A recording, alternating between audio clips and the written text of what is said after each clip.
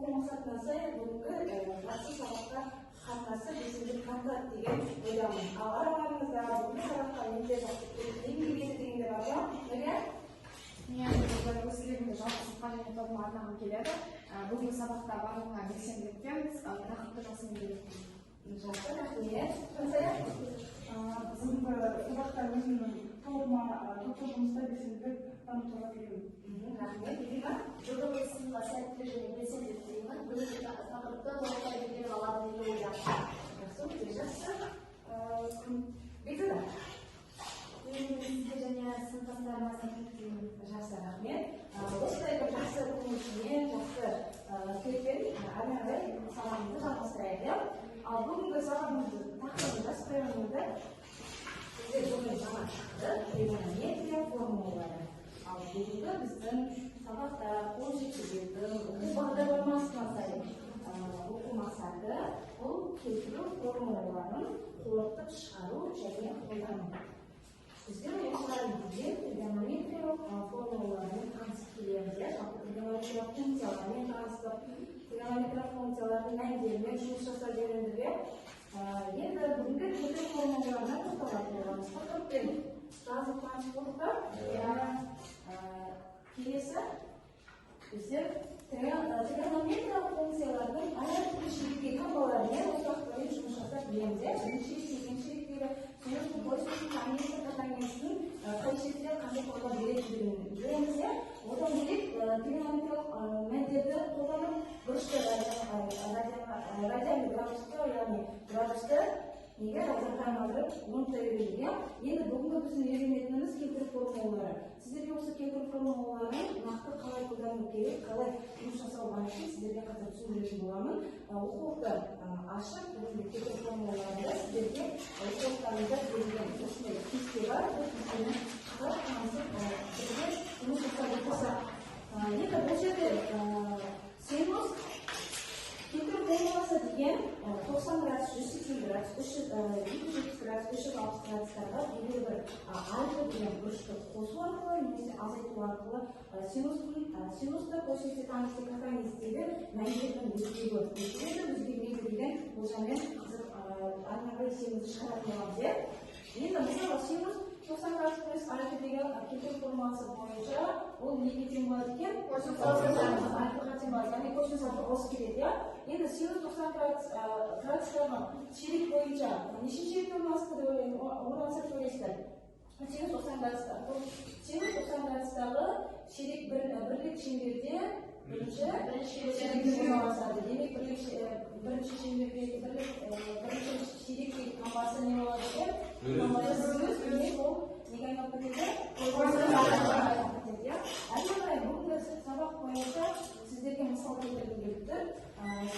Үштен жеті деген бізде радиан түрінде берілген, бұл градустың айналдыратын болса 180 градусқа көбейтіп, сол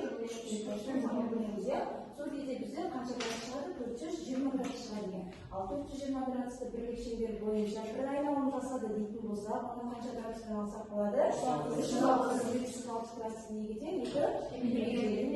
360 градус белгілі бір альфа деген бұрышты қосатын болсақ, оны альфа деген бұрышымыз неге тең болып тұр? Немесе 60 градус. Келтіру формуласы бойынша 360 градусқа белгілі бір альфа деген бұрышты қосқан кезде келтіру формуласы неге тең екен? Және қарай қойыңыздар. Нешеге тең дейді? Синус альфаға тең. Демек синус альфа деп отқанымыз синус бөлінген оның мәні неге тең? Тұтасты 3 бөлінген. Келесі синус 220 градус болғанда 220 градусты біз 180 мен 40 градусты қосып істей аламыз. Және синус 180 градусқа белгілі бір альфа деген бұрышты қосқан кездегі келтіру формуласының мәні минус синус альфаға тең екен. Ал бұл жердегі альфаның мәні неге тең? Демек минус 745 градустың мәні минус тұтасты 2 бөлінген. Келесі косинус 120 градусты осылай градустан жіктейтін болсақ, 120 градусты 90 градустан 30 градустан ал косинус бұл жерде келтіру формуласы бойынша неге айналып кетеді? Альфаға айналады. Демек альфаның мәні 30 градус минус синус 30 градустағы мәні неге тең болады? 2 бөлінген тең болады. Жақсы, ары қарай сіздерге бүгінгі келтіру формуласы бойынша қатысып, біріккен болса, сіздерге тапсырма, осы алған ақпаратты сүзу әдісі жеке жұмыс. Мұны өрнектерді бірінші айқындалатын тригонометриялық функцияға келтіреміз. Ал жалпы кетір формуласы бойынша кестемен жұмыс жасайды. Білеміз бе екен, соны қарап тексеріп көрейік. Бүгінгі тақырыпта кім қандай дәрежеде түсініп жатыр екен.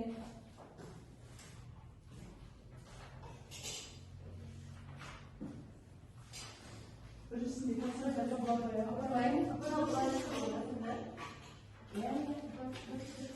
Біріншісіне бір сөзім келе ғой. Бірінші сөйлем тоқсан процент айтылған мәні, қазір бұл сөзім жазады. Ал екіншісіне кім шықсы кетті? Екіншісіне Назира келеді.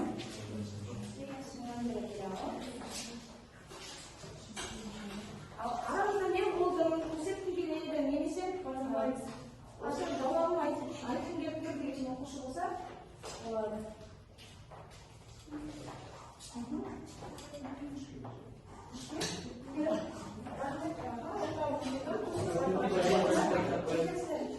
Үшіншісіне Ринашыда да бар. Ал келесі екіншісіне минус қосыңыз айтпағанша болады дейді. Сенің қосыңыз 180 градуста бекеу айтып қосыңыз айтқанда дұрыс материалдар болады келесі.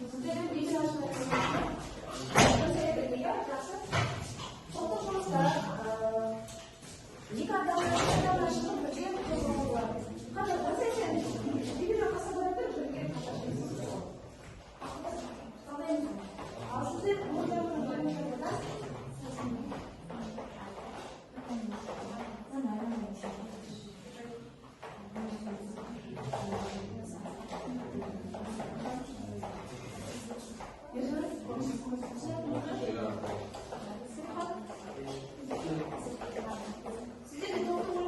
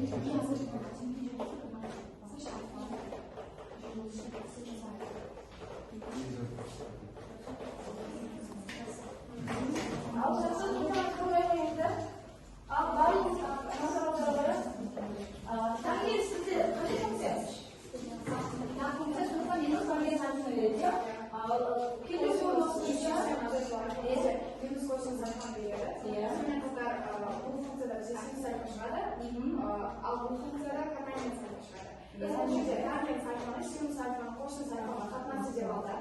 Кейін бізде екі косинус қысқарды. Ал бұл жерде синус альфаны және котанецті косинустың синусқа қатынасы деп алдық. Бұл жерде синустар қысқарды. Сонда бізде ең соңында синус косинусқа қатынасы шықты, ол бізде котанец альфаны. Жақсы.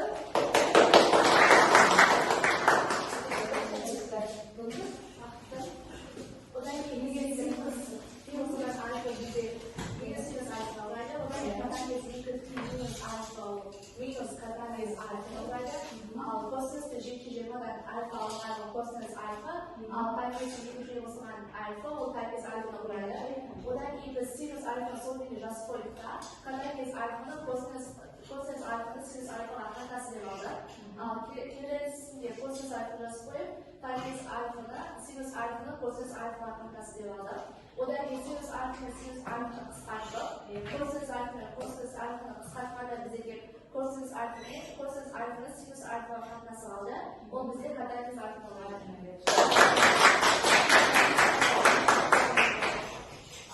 Осы тоқтығымызда келтіру формулаларын бірдесе отырып қолдана алатындығымыз көрініпті, иә?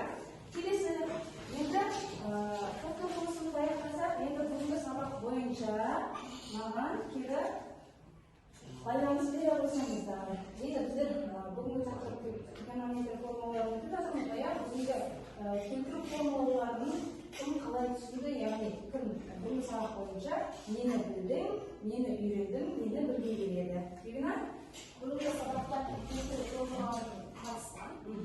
Онда әртүрлі есептерді қолдана алдым. Алдағы уақытта осы формулаларды күрделі есептерде әртүрлі табалармен қолданып келеді. Жақсы. Келесі, келтіру формуласын үйрендік, компьютердің жасап келдік. Алдағы уақытта ары қарай жазып келеді.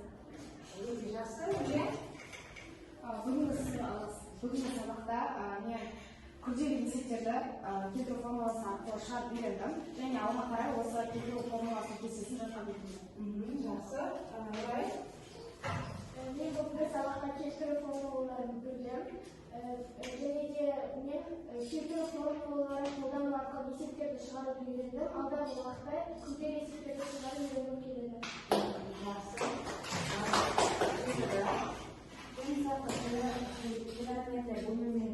Тағы формуласын таныстық, яғни келтіру формуласымен біз бүгін тригонометриялық формулаларды есепте қолданып үйрендік және алдағы уақытта тағы да күрделі есептер шығарғым келеді.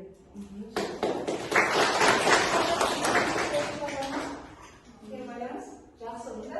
Кері байланыстарымызды беріп қойсаңыздар, онда келесі бізде ашық микрофон деп аталады. Бұл жерде әр оқушы белгілі түрде бүгінгі сабағымыз сізге ұнағандығы жөнінде, сен үшін қандай тапсырма қиындық туғызды және сабақтан қандай ой түйдіңдер. Ал осы не бойынша ашық микрофон? Рефлексия бойынша айтқысы келеді. Назира? Бүгінгі сабақ маған ұнады. Келтіру формуласындағы есептерді жеңілдікпен шығара алып едім. Жақсы, Назира. Тамам. Бүгінгі сабағымыз ұнады ма жалпы? Ал сен үшін қандай тапсырма қиындық туғызды дейді? Бүгінгі қиындық туғызған тапсырма бар ма?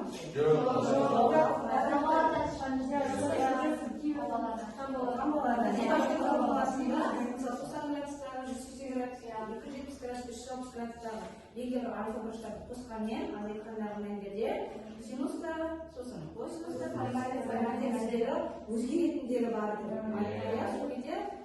Сол кезде мәнге теріс мәнге соны минусқа мәнге берген болады. Ал жақсы. Ал сабақта қандай ой түйдіңдер?